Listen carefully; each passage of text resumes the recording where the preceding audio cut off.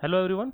मैं नरेंद्र आपका स्वागत करता हूं अपने यूट्यूब चैनल वाइप एकेडमी पे। देखो, अपन पढ़ने वाले हैं अभी जीडीपी, क्योंकि इसके बारे में काफ़ी न्यूज़ में रहता है। बहुत सारे लोग ऐसे हैं जिन्हें पता नहीं होता इन जनरल। एग्जाम में तो काम आता ही है, बट एग्जाम के अलावा भी काम आती है चीज़ें। तो बेसिक टर्म्स में समझते हैं बिल्कुल जीडीपी को, बिल्कुल लेमन लैंग्वेज में ना, आसान भाषा के अंदर जीडीपी है क्या बेसिकली अपनी। तो देखो, जीडीपी की जो फुल फॉर्म है वो होती है अपनी ग्रॉस डोमेस्टिक प्रोडक्ट। ये टर्म वो है जीडीपी जो आप काफ़ी ज़्यादा न्यूज़ में देखते हो आजकल ना, हर जगह आता रहता है। जीडीपी में यहाँ रैंक आ गई, ये हो गया, वो हो गया। तो वो समझ में आना चाहिए वो एक्चुअल में क्या है। ठीक है sir.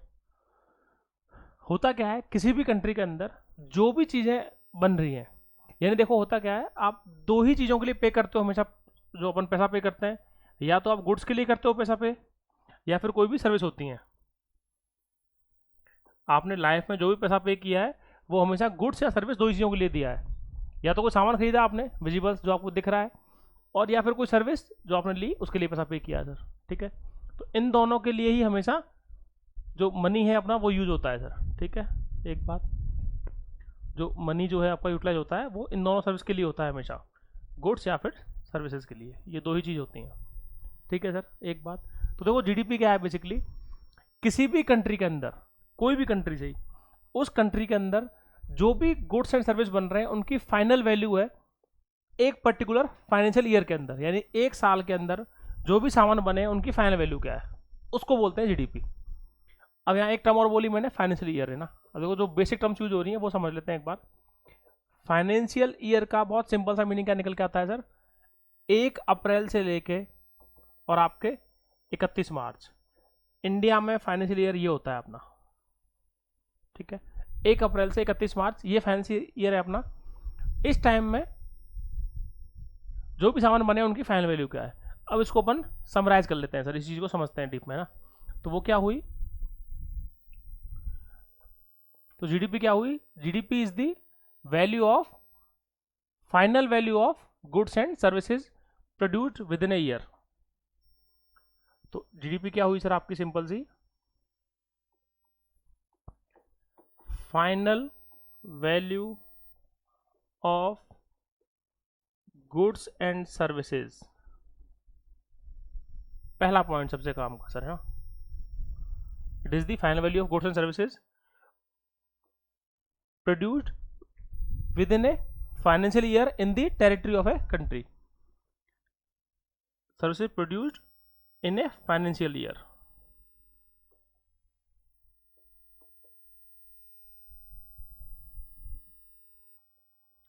In the territory of a country.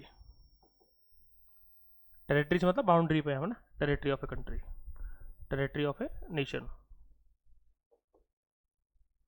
किसी भी देश के बाउंड्रीज के अंदर जो भी सामान बनाया गया है उसकी फाइनल वैल्यू है गुड्स एंड सर्विसेज की एक पर्टिकुलर ईयर के अंदर। यानी कि ये अपना इंडिया, इस इंडिया के अंदर जो जो सामान बन रहे होंगे एक साल के अंदर उनकी टोटल जो वैल्यू निकल के आएगी वो वैल्यू है आपकी जीडीपी सर, सिंपल सा। ठीक है।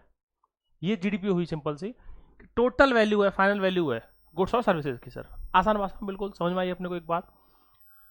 तो इंडिया की जो रैंकिंग है उसको उसको डिस्कस करते हैं थोड़ा सा ना, उन चीज़ों को लेके। तो जीडीपी समझ में आई ना अपने को, हुआ क्या, एक देश के अंदर जो भी सामान बना, गुड्स और सर्विस बना, उसकी एक साल के अंदर उसकी कंट्री के अंदर, उस बाउंड्री के अंदर। अब देखो इसमें एक चीज़ याद रखना, मान लो जैसे इंडिया में इंडियन कंपनी तो है ही, मान लो कोई यूएस की कंपनी है, वो इंडिया में आके सामान बना रही है, किसी भी कंपनी ने मैन्युफैक्चरिंग स्टार्ट कर दी यहाँ पे आके और वो सामान बना रही है अपना, तो सर वो भी इंडिया की जीडीपी में काउंट होगा, ध्यान रखना। जो जो इस बाउंड्री के अंदर बन रहा है ना वो सब जीडीपी में आता है, सिंपल सी बात ये है, बिल्कुल सिंपल बात। जो इस बाउंड्री के अंदर बन रहा है सर वो सारा सारा सामान, उन सब की जो वैल्यू है, जो मॉनेटरी वैल्यू है उनकी, वो आती है अपने पास, निकल के जीडीपी में काउंट होती है। ठीक है सर। एक बात, अब आते हैं देखो नेक्स्ट चीज़ पे। तो इंडिया की जो रैंक है जीडीपी के अंदर आज की डेट में, वो आपकी 5th रैंक है, 5वें नंबर पे है अपन आज की डेट में ना, 5th पे है।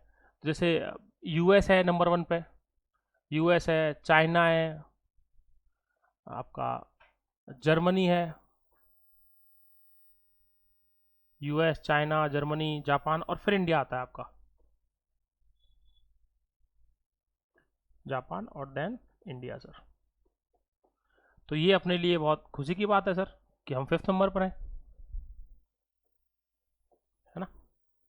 इसीलिए न्यूज़ में ज़्यादा होती है ये चीज़ आजकल कि इंडिया 5वें नंबर पहुंच गया, अर्थव्यवस्था बहुत मजबूत हो रही है हमारी, वो सब चीज़ें सर। तो देखो ये तो है जीडीपी के अंदर जो रैंकिंग है ये वाली, ठीक है सर। हाँ ये खुशी की बात है, बिल्कुल खुश होना चाहिए सर, इसमें कोई बुराई नहीं है कोई भी ना। लेकिन एक कंसेप्ट और होता है दूसरा सर, वो है आपका जीडीपी पर कैपिटा। एक कंसेप्ट और है जीडीपी पर कैपिटा अपना, ठीक है सर। अब इस जीडीपी पर कैपिटा का मतलब क्या है, ये बात समझ गए ना अपन यहाँ पे। ये तो हुई इंडिया की रैंकिंग अपनी, ठीक है सर, ठीक बात है। जीडीपी पर कैपिटा का मतलब क्या है, देखो पर कैपिटा का मतलब होता है पर पर्सन, ठीक है सर। यानी कि ये कैसे निकालते हैं सर, तो इसको निकालने का जो तरीका होता है वो होता है आपका टोटल जीडीपी जो भी है कंट्री की, उसको डिवाइड कर दो उसकी पॉपुलेशन से। जीडीपी पर कैपिटा कैसे निकलती है, टोटल जो जीडीपी है उसको डिवाइड कर दो आप पॉपुलेशन से, तो आपका निकल के आ जाएगा sir GDP per capita. Per capita का मतलब है पर पर्सन के हिस्से में कितनी जीडीपी आ रही है, यानी वो जो कंट्री है आपका वो पर्टिकुलरली आपका कितना जीडीपी उस पर पर्सन के हिस्से में आ रही है, एक इंसान के हिस्से में कितनी जीडीपी आ रही है, जीडीपी का कितना हिस्सा उसके उसमें आ रहा है, शेयर आ रहा है उसका ना, वो चीज़ है सर। अब देखो इसके हिसाब से इंडिया की जो रैंकिंग है वो कौन सी है, वो है सबसे मेन चीज़ काम की। तो जीडीपी पर कैपिटा में जो इंडिया रैंकिंग है वो है सर आपकी, इंडिया जो स्टोर होता है यहाँ पे वो है 120 नंबर पे। कितने कंट्रीज में से सर 195। जीडीपी पर कैपिटा हम 120 नंबर पर हैं 195 में से, यानी पर पर्सन के हिस्से में कितनी आ रही है वो चीज़। यानी कि अगर उसको बात करें सर तो ऑन एन एवरेज 2 से $2,500 पर पर्सन हिस्से में आता है अपने। तो एवरेज अगर आप $2,000 भी ले लो, 2,000 से $2,500 जो भी आ रहा है, $2,400 मान लो, तो सर $2,400 की जो वैल्यू निकल के आती है रफली, वो आपकी नियरली 2 लाख आती है निकल के। 2 से थोड़ा कम ही रहेगा पर रफली अपन मान सकते हैं 2 लाख रुपए सर, ठीक है।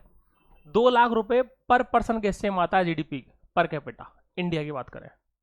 तो अब बात आती है सर जब इंडिया के हिस्से में इतना आ रहा है, इंडियंस के हिस्से में, तो दुनिया का एवरेज क्या है। तो जो दुनिया का एवरेज है ना, टॉप पे जो है ऊपर लोग, जो टॉप 10 कंट्री है 15 कंट्री है, उनमें कौन आते हैं आपके, सिंगापुर, लग्जमबर्ग, ये सब कंट्री हैं आपके, नॉर्वे, स्वीडन, डेनमार्क, ये सारे कंट्री हैं।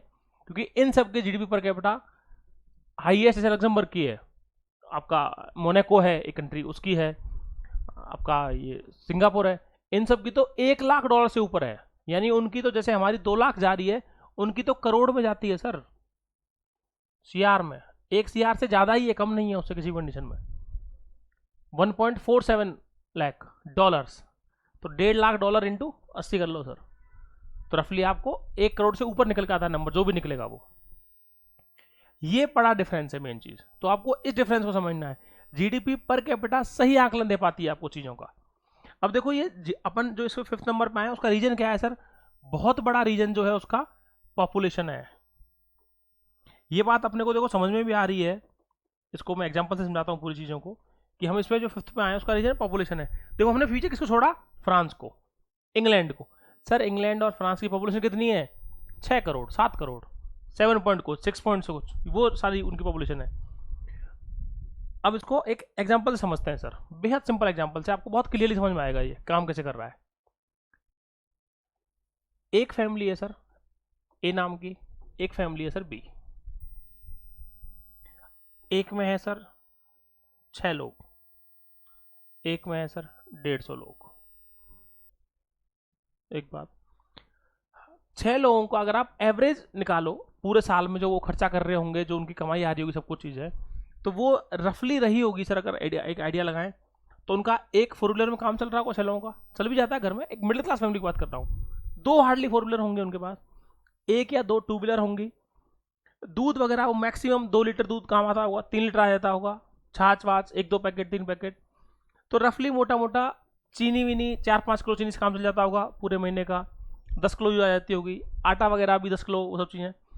लेकिन सर इसी का यहाँ देखें, कपड़े से लेके सब कुछ सामान, इनकी जो खर्चे होंगे वो 6 के हिसाब से होंगे